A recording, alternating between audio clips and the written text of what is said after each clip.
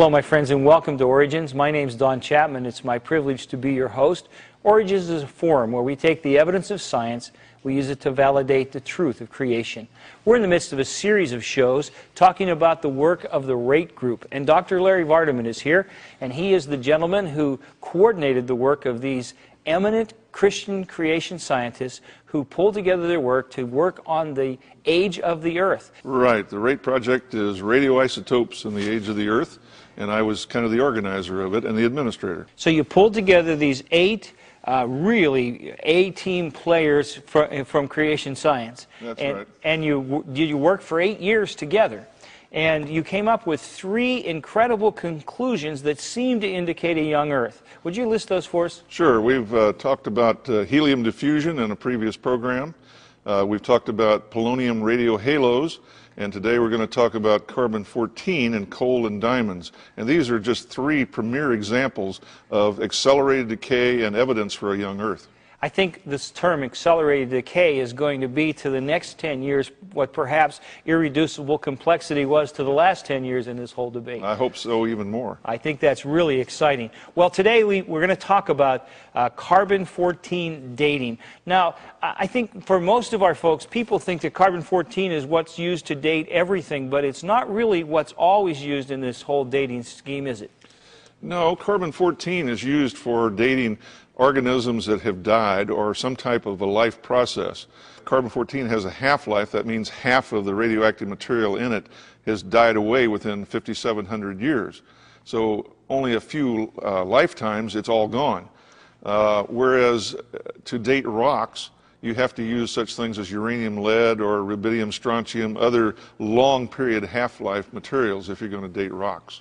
So, but carbon-14 then, if we're studying rocks in the age of the Earth, how does that come into play? Well, carbon-14 relates specifically to fossils and wood and anything that was alive in the past, which we want to get some handle on when it died and how long it's been around on the Earth. But you're going to apply this to rocks, aren't you? Particularly to coal and diamonds. I'm kind of giving away the story here, but coal and diamonds are a type of rock, but they have carbon in them. Yes. And particularly coal is made up of a material that was compressed, I believe, during the flood. And so we can actually get an estimate of when the flood occurred based upon how old the coal is. Well, we're anxious to see what you have to share with us today, because I think this is a program that has evidence that's almost irrefutable. One of the first things that we like to talk about is bones. This is a picture from the National Dinosaur Museum in Utah, Vernal, Utah, and we can actually try to date those directly by doing carbon-14 techniques on them. Another thing that we can do is coal, but this hasn't been really addressed very much, at least in the conventional literature, because it's assumed that coal is like 100 million years old. And since carbon-14 has a half-life of about 5,000, almost 6,000 years, if coal is really 100 million years old, you wouldn't expect to find any carbon-14 at all in it. Zero, that's right. Zero. In fact, the bones that we showed in the previous slide, the dinosaur bones, those are assumed to be 65 million years old or older, so you wouldn't expect to find any carbon-14 in them either. But we're going to talk about that a little bit here because, in fact, we have been finding carbon-14 in these, surprisingly. There is a new instrument that has been developed. It's called an accelerator mass spectrometer. And this was developed about 15 years ago, or a little bit more now. Prior to that, the instrumentation that was used to try to measure carbon-14 in objects, any kind of material, didn't have the precision to be able to find the small amounts of carbon-14 that are still present in coal and dinosaur bones, for example. But about 15 years ago, this instrument was developed, and unbeknownst to us, when we started the RATE project, there was reports already occurring in the conventional literature. So after we started our RATE project, we were informed of this, and we added this effort to our program because it was so significant. And in fact, there was some 70 papers that were present in the literature reporting on carbon-14 in coal. Now, we were completely surprised by this. We didn't know what had been done. And the question is, if there were so many papers in the literature, why hasn't this been widely known and accepted? So before this machine, we didn't have an instrument precise enough to measure the carbon-14 in coal. Is that right? That's right. There had been a few creationists who had tried to develop equipment to do that, but it just wasn't precise enough to measure those small quantities. And the results of this instrument are accepted across the board by all scientists? Yes, and the reason actually that it's reported so widely in the literature is when they first began to get measurements of carbon-14 in coal, they were scratching their heads and saying this can't be because the coal is too old for there to be any there. Where did it come from? So they assumed it either had to be contamination of the coal, carbon-14 from the atmosphere had gotten into the coal somehow and continued to do so, or their instrumentation, their instrument itself was somehow being contaminated. So they kept reporting on it and refining their instrumentation. A little bit of it was due to that, but they finally eliminated all those possibilities and they were still getting the carbon-14 in the coal. That's exciting. So you made that a part of your project? Yes. When we discovered this, we included that as a major part of our project, and the end result of this was a significant evidence for a young Earth, we felt. Okay. Okay, well, that was the instrumentation that we had. Let me tell you a little bit about where the carbon-14 comes from in the atmosphere. Cosmic radiation comes in from outer space and strikes nitrogen-14. And it converts it to carbon-14. One of the atoms becomes carbon-14, and it's distributed among all the other gases in the atmosphere. The assumption in carbon-14 dating is that that has been going on ever since the Earth has been here, and at the same rate, so that the amount of carbon-14 is uniform in our atmosphere. That's a major assumption of this process. Now, it turns out I don't believe that that was the case, but it's still the technique that we have to address.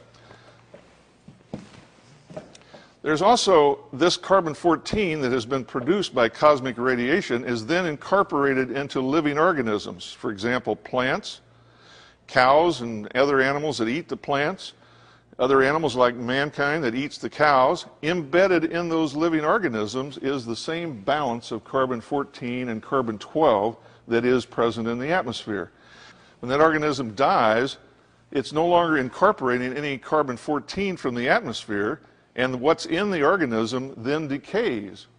And so by measuring the amount of carbon-14 and the carbon-12 in the organism, you can estimate how long it's been dead, how long ago that organism died, whether it's an animal, whether it's a plant, a tree, or a dinosaur, whatever. So you can get an estimate. Now, it's based on the assumption that the carbon-14 and carbon-12 ratio in the atmosphere has always been the same. And as I say, I don't believe that was the case, but that's the technique. Now, how does this apply to trying to estimate, for example, the age of coal and maybe the age of how long ago it's been since the flood? This is an animation showing the carbon-14 and the carbon-12 in the atmosphere being incorporated in a tree, for example. This tree then suddenly being buried by the flood, and all this organic material being buried, grasses and trees and ferns and all that material, into a layer compressed by heavy pressure, forming coal, and then within that coal is that same carbon-12 and carbon-14 that was in the tree to start with, but it was suddenly buried and killed, and then the carbon-14 decays into carbon-12, and you can estimate how long that coal has been around. So if we were to date it using the conventional technique, we would expect, if the flood only happened, say, 4,000 or 5,000 years ago, you would expect to still find some carbon-14. But if it happened millions of years ago, there wouldn't be any carbon-14. That's right. If it happened 100 million years ago, which is the standard expectation for a coal layer, it's that old, you wouldn't expect to find any carbon-14 at all. So what happens when you go to the field and collect coal samples and analyze it in this new equipment that has this precise ability to measure carbon-14? It estimates the coal to be about 50,000 years old. 50,000 years old? 50,000. Not 100 million years old, but about 50,000 years old.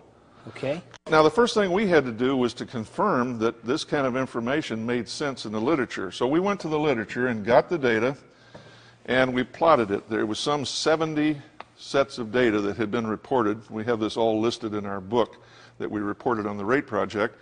Here we have the number of samples on the left column, and on the bottom axis we have the percent of carbon-14 in the sample relative to the modern carbon-14. That's a little bit of a complex measure there, but it comes out that the ratio of carbon-14 to carbon-12 is what that second C is there. that it comes out to about 0.3. And so that's about the middle of this diagram here, this histogram. And that's much more than we would have anticipated if the coal is old. This is all for coal. But we went further than that. We actually then took samples ourselves, and we didn't have the money to go out and get 70 samples like is reported in the literature, but we wanted just to get a sample.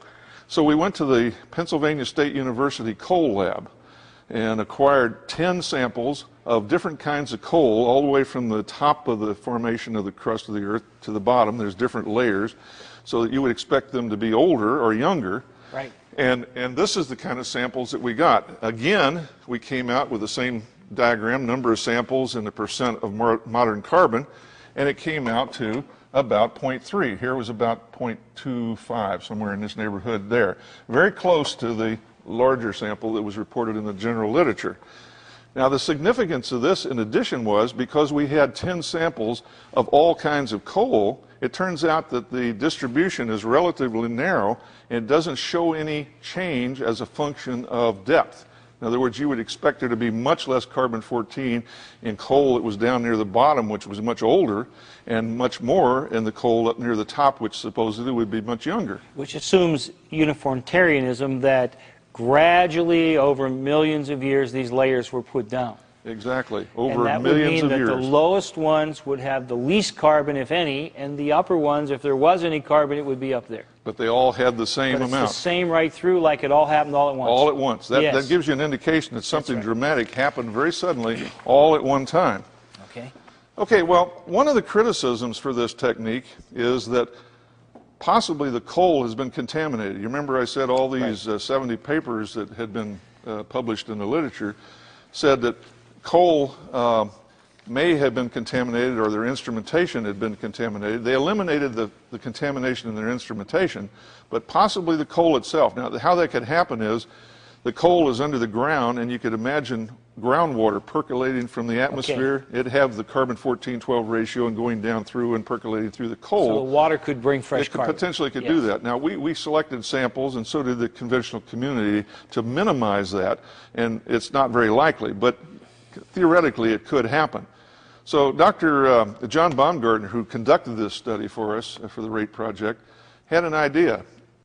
My part in the RATE project was to coordinate the research on carbon-14. What we found is like a bombshell as far as evolution is concerned. The essence of our work is that carbon-14 exists in all fossils throughout the geological record at levels easily detected by the current technology. And what this means is that all of these fossils are young. As far as we know, there may have been one or two attempts in the past to look for C14 in diamond, but the standard community, the secular community, would have no motivation. They would think it would be impossible for there to be C14 in diamonds. All of them we have tested thus far are from Africa, but from different parts of Africa, and we have diamonds both from deep mines and also from surface locations where they have been blasted out of the earth, come down, and gotten incorporated into streams and stream beds. So we have diamonds from a deep